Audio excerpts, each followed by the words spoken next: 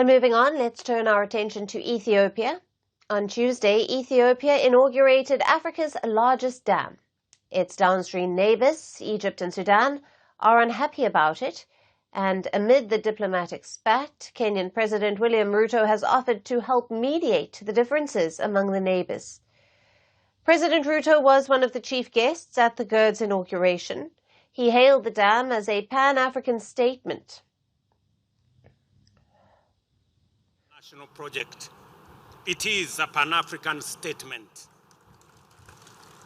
It exemplifies the scale and ambition of African-led infrastructure and aligns with Africa Union's vision of continental energy connectivity.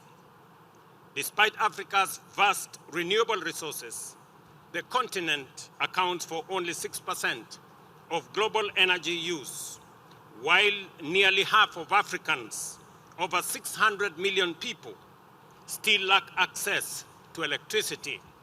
Speaking at the dam's inauguration ceremony, Ruto also hinted at signing a power purchase agreement with Ethiopia to utilise the resources of the dam and to alleviate the electricity deficit his country is experiencing. Kenya is already an importer of Ethiopia's electricity. We are ready to sign a power purchase agreement so that we can offtake some of the power from this important dam.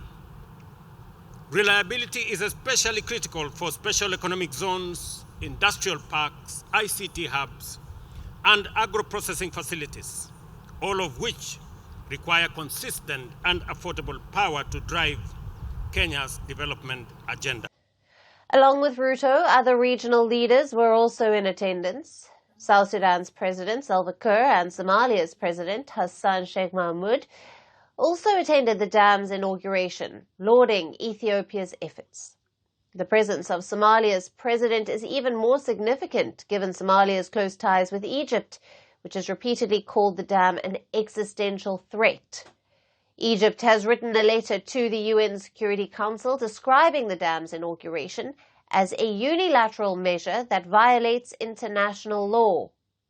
Cairo also accused Addis Ababa of attempting to give a false cover of acceptance and legitimacy to the dam. Egypt's anger is fueled by its fear of losing access to the Nile. GERD is built on the Blue Nile, which is a major tributary of the Nile River, and Egypt depends on the Nile for over 90% of its water. Along with Egypt, Sudan too is concerned about reduced water flows because of the dam, despite reassurances from Ethiopia. Now, while speaking at the dam's inauguration, Prime Minister Abiy Ahmed reiterated that the dam would not hurt Ethiopia's neighbours.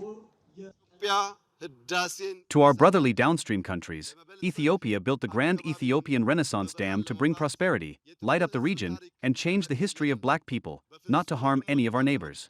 To our brothers who may have concerns, I assure you that Ethiopia will never take away your rightful share. Today, I make this promise before my people. The hunger of our brothers in Egypt, in Sudan, or anywhere else is also our hunger. We must share and grow together, for we have no intention of harming anyone. Egypt and Sudan see the GERD as a threat, but for Ethiopia it is a springboard for a better future.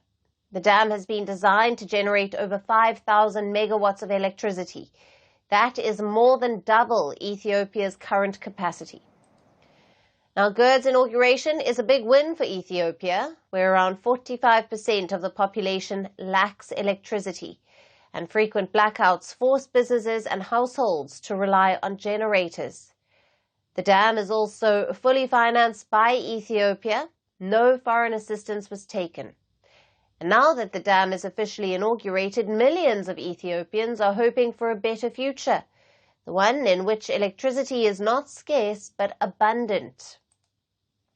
GERD could potentially revolutionize Ethiopia's energy sector and boost its economy.